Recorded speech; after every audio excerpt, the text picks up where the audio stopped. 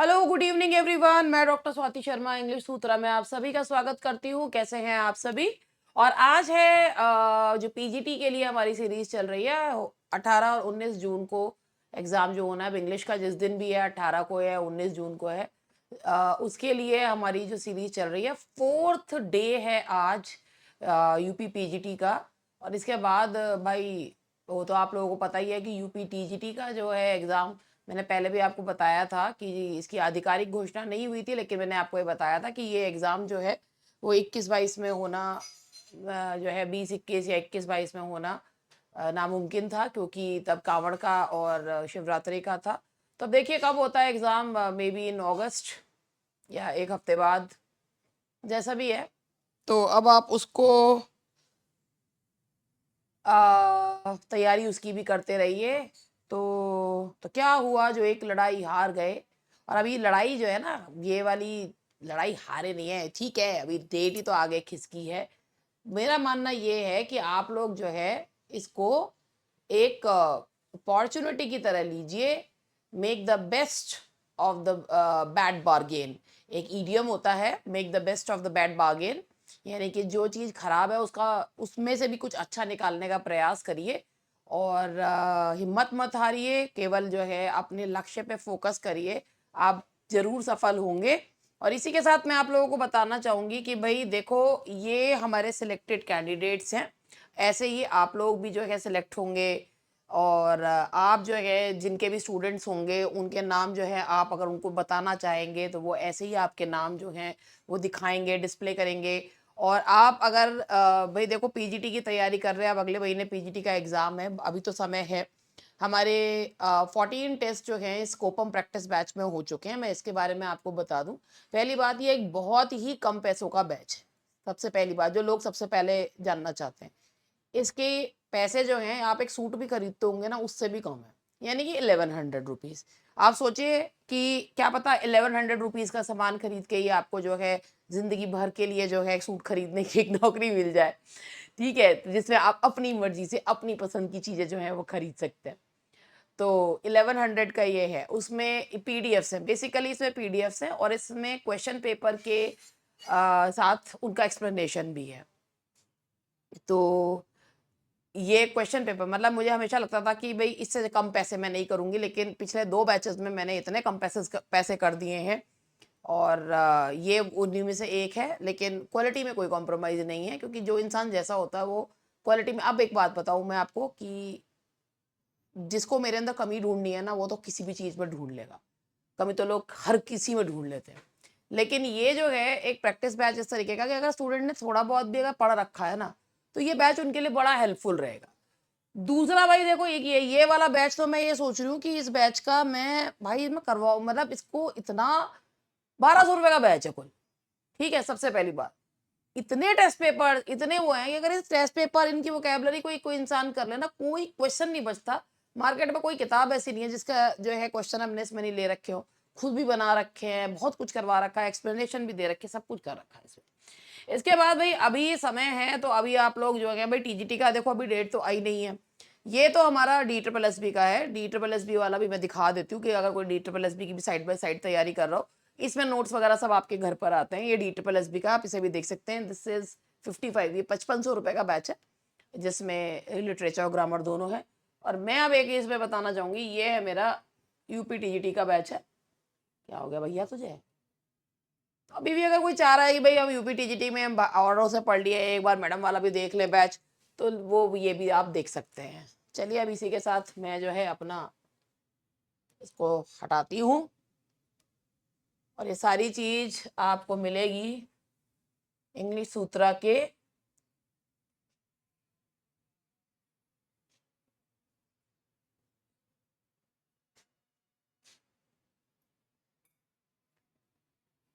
English सूत्रा के app पर। तो चलिए स्टार्ट करते हैं। यहाँ से आप क्वेश्चंस को देखिए और मुझे जवाब देते जाइए। मेरा स्टाइलस कहाँ चला गया? तो ये है, which of the following is not an ode written by John Keats. आप जानते ही होंगे कि जॉन कीट्स के जो ओड्स हैं वो बहुत ही ज़्यादा जाने जाते हैं, उनको अपनी सेंसुअसनेस और जो है अपनी सेंसुअसनेस, अपनी सिनेस्थेशिया, उसके लिए जाने जाते। तो बेसिकली जो इनके ओड्स हैं, ode to nightingale, ode on aggression, ode on melancholy, ये तीनों जो हैं उनके लिए लिखे हैं। लेकिन जो ode to the west wind है ये इनका नहीं है, शेले का है, पी.बी. शेले का ये वर्क है। So this is the answer D, ये कीट्स के द्वारा लिखा हुआ नहीं है। ओड टू वेस्ट विंड की एक बहुत ही फेमस लाइन है, if winter comes can spring be far behind. इसका मतलब, और ये लाइन मुझे इसलिए भी बहुत अच्छी लगती है कि अगर आज दुख है तो कल सुख भी होगा। The phrase beauty is truth, truth beauty, that is all ye know on earth and all ye need to know appears in which of Keats poem? तो ये देखिए, ये आपका है Endymion, लामिया, odd on aggression, earn, या to autumn. तो देखिए एक बहुत ही खूबसूरत लाइन है, a thing of beauty the Joy for ever, वो एंडीमियन की है। सुंदरता ही सत्य है, सत्य ही सुंदर है, और यही सबको जानना चाहिए। ये कीट्स की बेहद खूबसूरत पोयम, जिसमें उन्होंने ग्रेशियन अर्न को सिल्वन हिस्टोरियन कहा है। Ode on a Grecian urn की ये lines. Keats concept of negative capability is best described as, Keats ने कॉन्सेप्ट दिया था नेगेटिव कैपेबिलिटी का, जो बेसिकली उन्होंने खुद के लिए और विलियम शेक्सपियर के लिए यूज किया था। तो इनमें से कौन सा जो पॉइंट है वो नेगेटिव कैपेबिलिटी को दिखाता है? The poet's ability to impose his own their own personality on their work, the ability of the poet to annihilate his own personality and become the subject of his contemplation, the poet's strong moral stance, या इसमें आपका है the poet's focus on historical and political themes. तो फटाफट इसको देखिए। Negative capability के बारे में जो लोग नहीं जानते हैं तो मैं उनको बताना चाहूंगी कि नेगेटिव कैपेबिलिटी का मतलब होता है कि बिल्कुल जो बिना लॉजिक या रीजन लगाए जो चीज है उसमें खुद को डुबो देना, without finding, without going for the logic or apt reason behind the things which are happening, तो खुद को अनसर्टेनिटीज में डुबो देना। तो ये जो है नेगेटिव कैपेबिलिटी है, the ability of the poet, कि खुद की पर्सनैलिटी को खत्म कर देना, और जो लिटरेचर वाली पर्सनैलिटी है उसमें खुद को आत्मसात कर लेना, and that is negative capability. और ये है कीट्स का कॉन्सेप्ट जो उन्होंने एक लेटर में खुद के लिए और विलियम शेक्सपियर के लिए यूज किया था। Which mythical figure is the subject of Keats' narrative poem Endymion?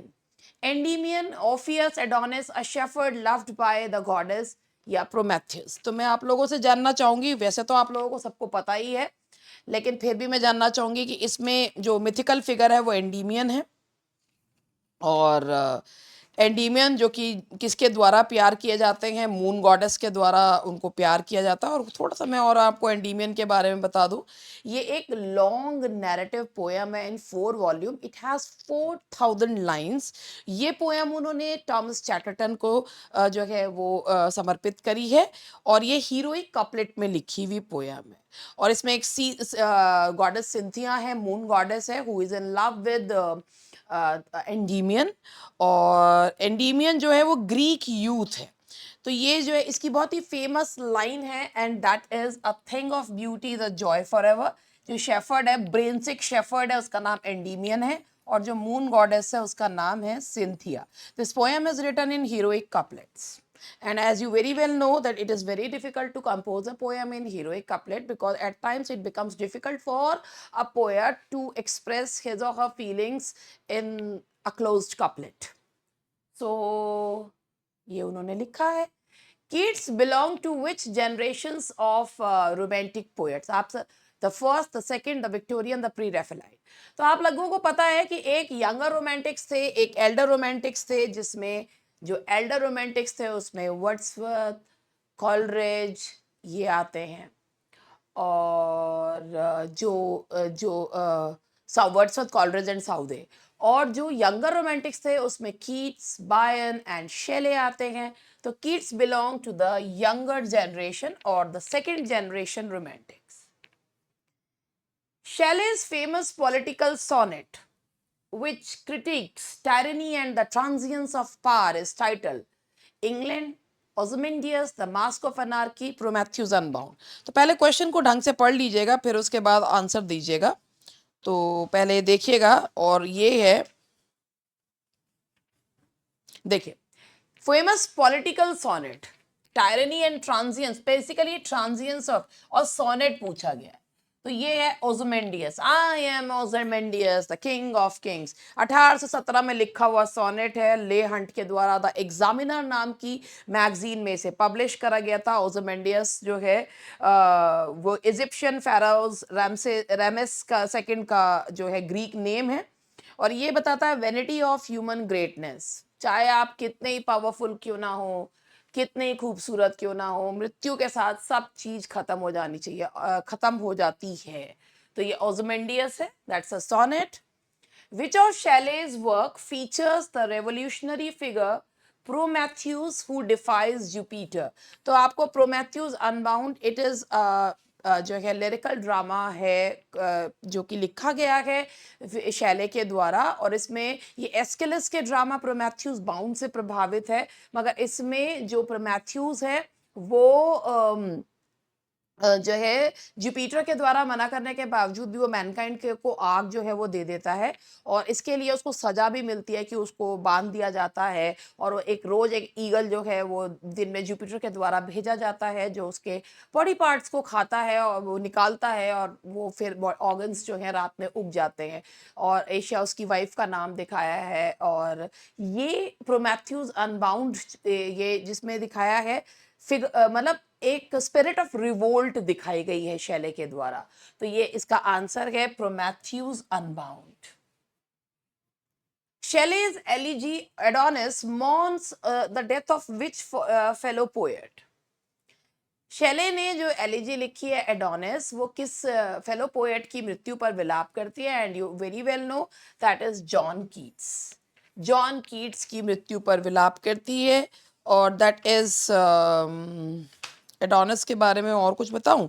Adonis जो है सबसे पहले ये स्पेंसेरियन स्टेंजाज में लिखी गई है, यानी कि 9 लाइन का स्टेंजा। स्पेंसेरियन 55 स्पेंसेरियन स्टेंजाज हैं इसमें, यानी कि 9 लाइन का स्टेंजा। और एडोनिस एक पेस्टोरल एलिजी है, और ये जो है ये एक थ्रेनडी है। इसमें बेसिकली उन्होंने ही attack the critics of Keats. Shelley's poem Ode to the West Wind is written in which poetic form? Ode to the West Wind ये लिखी गई है टर्जा रेमा में, जिसमें भी रेमा आता है वो इटालियन फॉर्म ऑफ राइटिंग होता है, और इस टर्जा रेमा की एक होती है कि इंटरलॉक्ड जो है इसके टर्सेट्स होते हैं, ए बी सी बी करके, ठीक है। तो ये जो ode to the west wind लिखी गई है टर्जा रेमा में। Shelley was known for his radical political views and his belief in the divine right of kings, gradual reform within existing institutions, revolution and social justice, the importance of tradition and hierarchy। तो बताइए इसका क्या जवाब होना चाहिए आपके हिसाब से? शेले अपने रेडिकल पॉलिटिकल व्यूज और किस बिलीफ के लिए जाने जाते थे? revolution and social justice. He was a revolutionary spirit and that we all can witness through his poems. उनकी poems बहुत ही ज़्यादा revolutionary होती थी।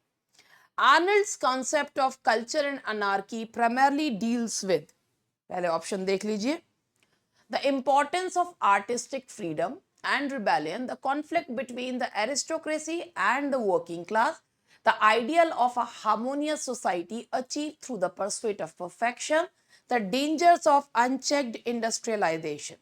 तो देखिए आर्नल्ड का कल्चर एंड अनार्की जो उनका एसे है, जिसमें उन्होंने 3 क्लासेस के बारे में बताया है, बारबेरियंस हैं, फिलिस्तीन्स हैं एंड पॉपुलेस है, जो respectively aristocratic class, middle class and working class के लिए उन्होंने यूज़ किया है। तो बेसिकली उन्होंने बताया है कि एक हार्मोनियस सोसाइटी को आप अचीव कर सकते हैं परफेक्शन के द्वारा।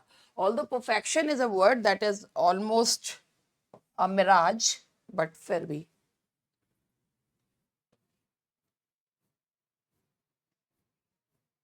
which of Arnold's poem features the line the sea of faith was once too full at the full and round earth shore lay like the folds of a bright girdle furled.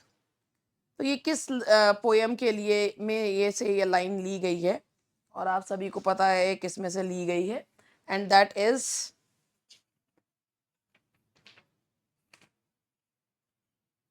डवर बीच है इसका answer. डवर बीच basically ये एक elegy है, it is an elegy on the loss of religious faith, elegy on the loss of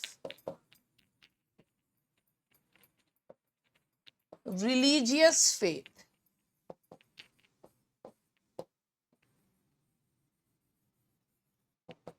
ठीक है जी, elegy on the loss of religious faith जो है ये लिखी हुई है और ये 1867 में लिखी गई थी। आर्नल्ड को बड़ा ही महसूस हो रहा था कि due to science and growing materialism people are losing faith in the religion, और वो पोएट कहते हैं कि there is we can find consolation only in true love. तो ये पोयम जो है एलिजी एक नोट से है और इसमें लिखा हुआ है कि the sea of faith was once too at the full lay like the folds of a bright girdle furled. Arnold's critical essays often focused on the superiority of romantic literature, establishing standards of literary taste and criticism, promoting revolutionary political ideologies, या exploring psychological themes in literature. तो Arnold के जो critical essays होते थे वो आप बताइए क्या होना चाहिए?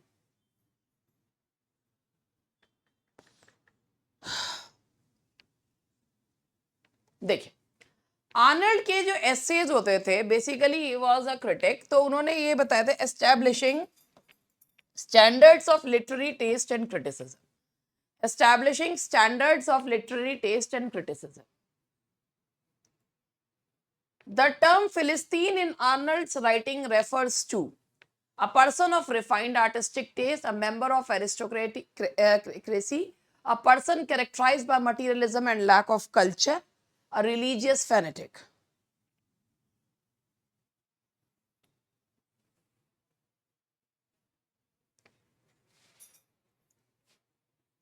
देखिए, मेंबर ऑफ द एरिस्टोक्रेसी तो बारबेरियंस थे, फिलिस्तीन्स वो हैं person characterized by materialism and lack of culture, and only these person can bring back culture. तो ये जो है क्योंकि इनको सिखाया जा सकता है, तो a person characterized by materialism and lack of culture. Arnold की जो एलिजी है Thyrsis laments the death of which poet? Lord Tennyson, Arthur Hugh Clough, Robert Browning या जॉन रस्किन? ये तो आप सभी को पता है। वैसे तो एक मैं सोच बीच बीच में ना मैं कुछ चीजें बता देती हूँ थायरसिस के बारे में। थायरसिस जो है वो मैथ्यू आर्नल्ड की मोनोडी है। मोनोडी का मतलब होता है when a single person bewails over the death of the loved one. तो थायरसिस इज मैथ्यू आर्नल्ड्स मोनोडी और ये आर्थर ह्यू क्लो की मृत्यु के ऊपर लिखी गई है और it is the companion poem of the scholar gipsy. ये Thyrsis it's a companion poem of the scholar Gypsy.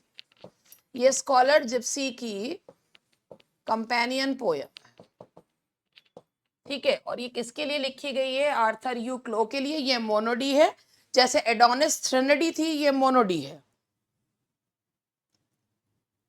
2 साल लगे थे आर्नल्ड को इस पोयम को लिखने में और ये पोयम 1866 में फाइनली कंपोज हुई थी और 1866 में ही पब्लिश हुई। न्यू पोएम्स में 1867 में। It's a pastoral elegy. Thyrsis में जो क्लो दिखाया है he is Thyrsis and Corydon is Arnold. Arnold को कॉरिडोन के रूप में दिखाया गया, CORYDON।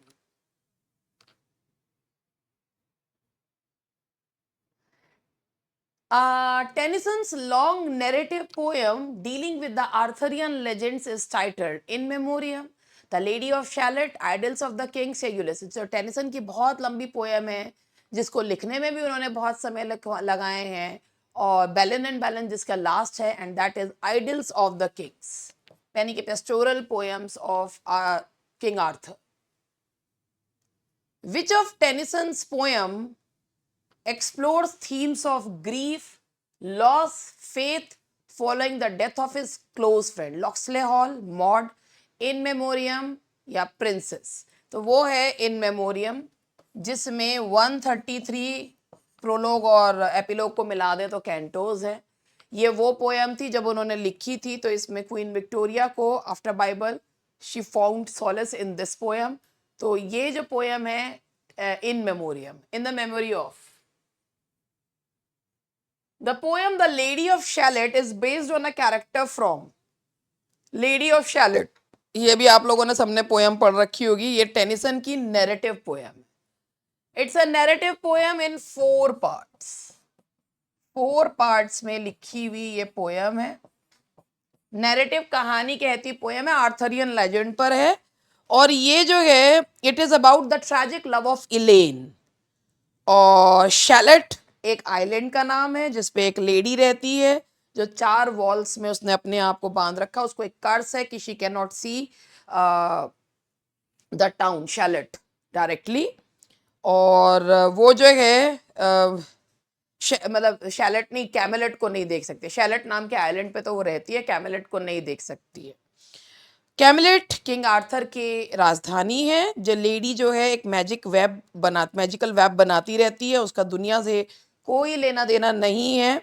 और एक कर्स उसको मिला हुआ है कि यदि कभी वो कैमेलेट की तरफ देख लेगी डायरेक्टली तो उसकी मृत्यु हो जाएगी. तो वो मिरर में रिफ्लेक्शन के माध्यम से कैमेलेट को देखती रहती है. लेकिन एक दिन वो सर लॉन्सलॉट को देखती है. वो उनसे मिलने के लिए जाती है और तभी उसका कर्स उस पर आ पड़ता है और वो शीशा पूरा टूट जाता है और जो है उस पर उसकी मृत्यु जो है वो लेडी की हो जाती है. तो ये इलेन की कहानी है. कैमेलेट इसमें किंग आर्थर की राजधानी दिखाया है. और इसमें जो नाइट दिखाए हैं जिससे इलेन प्यार करती थी, and that was sir Lancelot. तो ये आर्थरियन लेजेंड पर आधारित एक कहानी है. Tennyson held which official position in Victorian England. ये आप सभी को पता है कि वर्ड्सवर्थ की मृत्यु के पश्चात जो पोएट लॉरिएट बने थे that was Tennyson. Tennyson poet laureate. The famous line to strive, to seek, to find and not to yield is from Tennyson's poem. ये बहुत ही बढ़िया लाइन है. ये है कि ढूंढो, प्राप्त करो, और जो है ढूंढो, प्राप्त करो, नॉट टू यील्ड, हार मत मानो. ये है टेनिसन की पोएम यूलिसिस, जो कि एक ड्रामेटिक मोनोलॉग है. और ये पोएम जो है बेसिकली ये पोएम ऑफ एक्शन है. और इसी की जो दूसरी पोएम है द लोटस ईटर्स, वो पोएम ऑफ इनएक्शन. दांते के इन्फर्नो के कैंटो 26 से इसका जो वो पे बेस्ड है. ये 33 में लिखी थी, 1842 में पब्लिश हुई.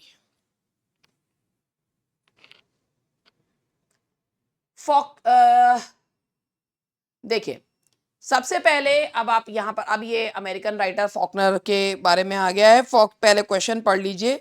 और ये है Faulkner's fictional county which serves as the setting for many of his novels is called. जैसे कि आप सभी को पता है कि जो रीजनल नॉवलिस्ट होते हैं जैसे हार्डी इंग्लैंड के, वेसेक्स भारत के, आर के नारायण मालगुडी, ऐसे ही फॉकनर की फिक्शनल काउंटी का नाम क्या है? योकना पटाफा, जेफरसन या मैकोंडो या वेसेक्स. तो ये है आपका, that is Yoknapatawpha county, that is A. Now next question, which of Faulkner novels tells the story of the Compson family through multiple narrators with fragmented timelines?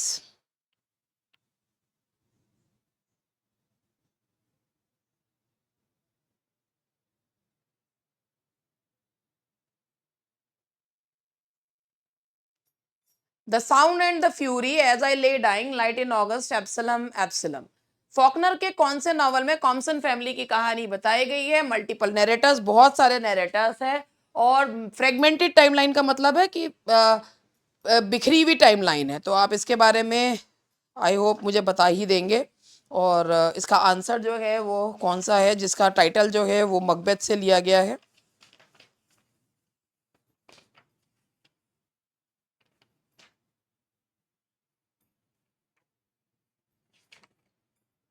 देखिए, इसका आंसर है the sound and the fury, 1929 का novel है। Title कहाँ से लिया गया है? मकबेथ से लिया गया है।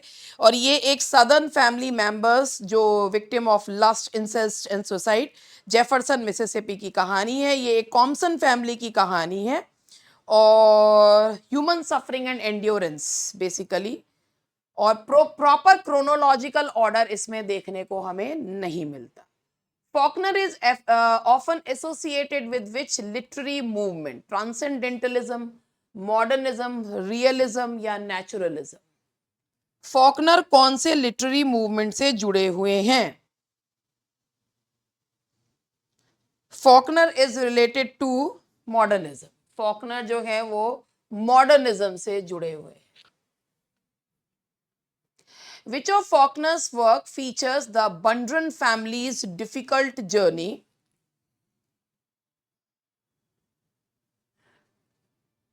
to bury their matriarch? Sanctuary, Go Down Moses, As I Lay Dying, Intruder in the Dust? देखिए, इसका मैं थोड़ा सा आपको बताना चाहूंगी। Which of Faulkner's works features the Bundren family's difficult journey to bury their matriarch? देखिए, एक नॉवल है इनका जिसका नाम है As I Lay Dying, जो उन्होंने 6 वीक में कंप्लीट किया था। मिडनाइट से लेकर 4 AM तक लिखते थे। ये टाइटल जो लिया गया है एज आई ले डाइंग, ओडिसी से लिया गया है। ठीक है जी। ये नॉवल में 59 चैप्टर्स हैं और फॉकनर ने इसमें स्ट्रीम ऑफ कॉन्शियसनेस टेक्निक का यूज किया है। और इसमें जो कहानी है, इसमें बेसिकली ये जो कहानी है my mother is a fish, इसमें एक टर्म है जो बड़ा सिग्निफिकेंट है। और ये एक है एडी बंड्रन। एडी बंड्रन जो है, जो अपने इसमें घर में जो है she is about to die, और उनका बेटा कैश जो है वो उनके लिए कॉफिन बना रहा है। एंश जो है वो एडी के हस्बैंड हैं जो उनको जेफरसन में दफनाना चाहते हैं। तो फॉकनर का वर्क जो कि बंड्रन फैमिली के बारे में बताता है, डिफिकल्ट जर्नी के बारे में बताता है, जिसमें एक चैप्टर में एक लाइन है my mother is a fish, जो सिग्निफिकेंट है वो है एज आई ले डाइंग। टाइटल ओडिसी से लिया गया है। And the last question for today, Faulkner received the Nobel Prize in Literature in which year? 1938, 1949, 1954 या 1962? तो ये क्वेश्चंस भी कभी कभी आ जाते हैं, तो इनको भी पता होना चाहिए। और ये है Faulkner received a Nobel Prize in Literature in 1949. हालांकि उन्हें मिला था 1950 में। 1 year later he received the prize, 1 year later that in 1950. 1949 में अवार्ड का घोषणा हुई, but he received 1 year later that in 1950. तो ये थे हमारे कुछ क्वेश्चंस जो आज मुझे आप लोगों को करवाने थे। और बस ये पीजीटी के हैं, इससे संबंधित अभी लिटरेचर अभी थोड़े से और भी हैं, वो नेक्स्ट क्लास में लूंगी, यानी कि कल लूंगी। और इसके साथ में ग्रामर के क्वेश्चंस भी जोड़ दूंगी। That's all for today. Bye bye.